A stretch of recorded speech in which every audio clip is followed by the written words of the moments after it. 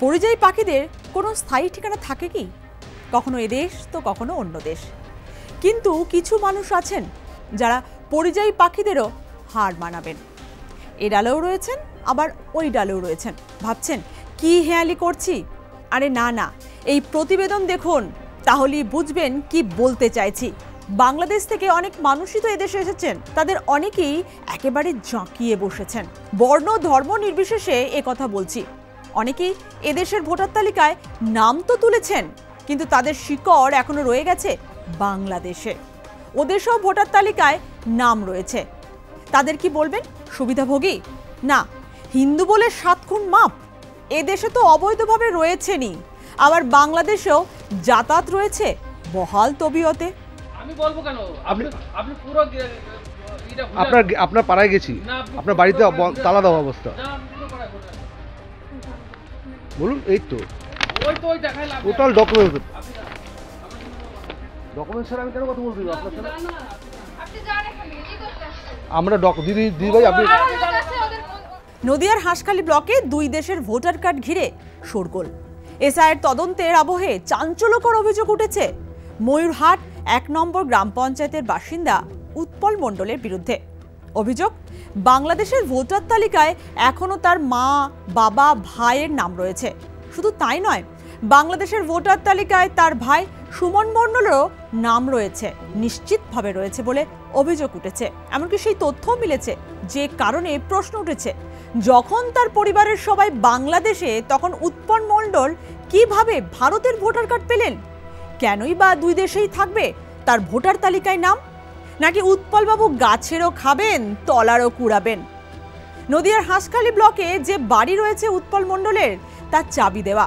স্থানীয়দের দাবি, এখানে মাঝে মাঝে আসেন পরিবার নিয়ে। উৎপল মণ্ডল, তার বাড়ি কিন্তু বাংলাদেশে।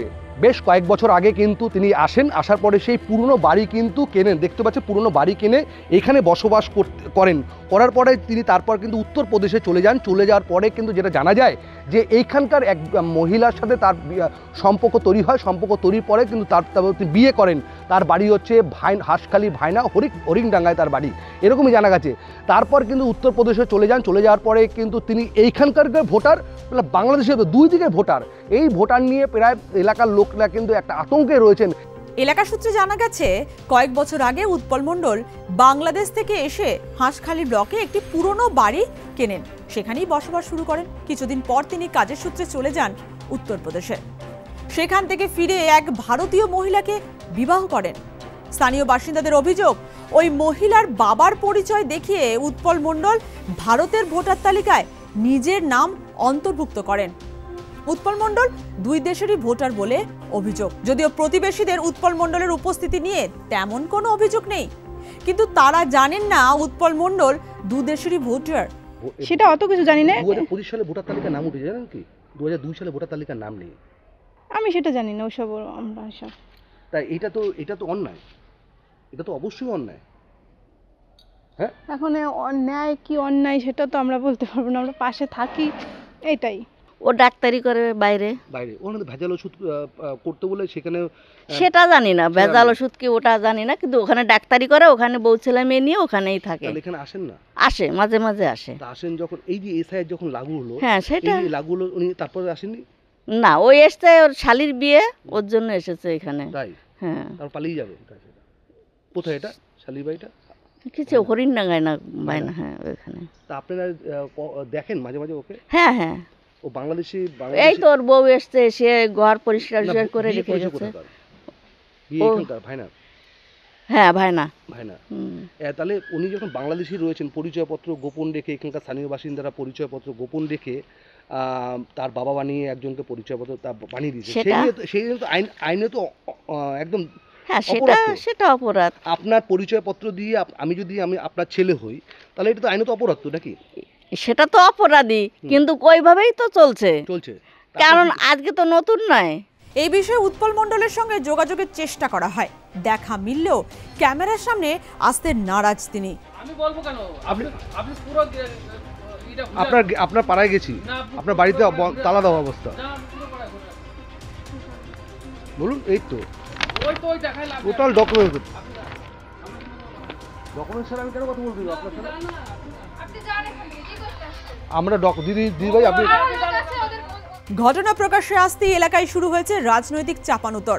দুই দেশের ভোটার তালিকায় একই ব্যক্তির নাম থাকা আইনত কিভাবে সম্ভব তা নিয়ে প্রশ্ন তুলেছেন বিশেষজ্ঞরা। একই সঙ্গে নাগরিকত্ব আইন লঙ্ঘনের সম্ভাবনাও উড়িয়ে দিচ্ছেন না তারা। দুই দিকে ভোটারও থাকা মানে যে কোনো লোকেরই আইনত অপরাধ।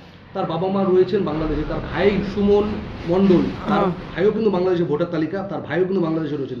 সে এখানে এসে জমি জায়গা কিনেছেন, কেনার পরে কিন্তু এখানে পয়সা দিয়ে ভোটার তালিকার নাম তুলেছেন। সেই নিয়ে আপনারা পঞ্চায়েত তরফ থেকে কী করবেন? আমরা কি করব, আমরা হয়তো আইনত ব্যবস্থা নেওয়ার কথাই বলবো, আর কি বলতে পারি। এই যে তালিকাটা, এই ভোটার তালিকাকে কি নাম তাহলে কাটা যাবে এসআইয়ের ক্ষেত্রে? হ্যাঁ, অবশ্যই কাটা যাবে, নাম তো কাটতেই হবে, কারণ যেহেতু দুই জায়গায় যেখানে নাম আছে এটা তো রাখা যাবে না, একটা তো কাটতেই হবে। আমরা যতটা জানি যে ও এখানকারই ভোটার, এখনও যদি বাংলাদেশে থেকে থাকে সেটা তো অফিস থেকে নিশ্চয়ই তারা তদন্ত করবে। আপনারা আছেন, আপনারা তদন্ত করবেন যে তার ভোট দুই জায়গাটা কী করে থাকে। সেটা আমি বুঝলাম, কিন্তু তার বাবা মার যদি ভোটার তালিকা যদি ওখানে থাকে, তার ছেলের নামও তো তাই থাকবে। হ্যাঁ, সে থাকতে পারে। ওর বাবা মা তো এখানে থাকে না জানি। বাংলাদেশে? হ্যাঁ, শুনেছি বাংলাদেশে থাকে, এখানে দেখিনি। আসছিল আগে দেখেছি, আর উৎপল তো এখানে থাকতো সেটা জানি। আমাদের তো তাহলে সেই হিসাবে ওকে এখানে ভোট তো রাখা যায় না, এবং আইনত পদক্ষেপ সরকারের যে বিধি নিষেধ আছে সেইটা করা উচিত। এই যেন ঠক বাঁচতে গিয়ে গাঁ উজাড়। এরা যে বহু উৎপল মণ্ডলের দেখা মিলবে অলিতে গলিতে। অনেকেই বলবেন বাংলাদেশে অত্যাচারিত হয়ে এদেশে এসেছেন তারা। হিন্দু বলি অনেকে পাশে দাঁড়াবেন উৎপল মণ্ডলদের, কিন্তু সত্যিটা হলো এসআইআর চালুর পর কি আছে উৎপল মণ্ডলদের কপালে? প্রশ্ন হলো, সরকারি প্রশাসন যন্ত্র ও সীমান্ত সুরক্ষা দুই কি বজ্র আটুনি ফসকা গেরো?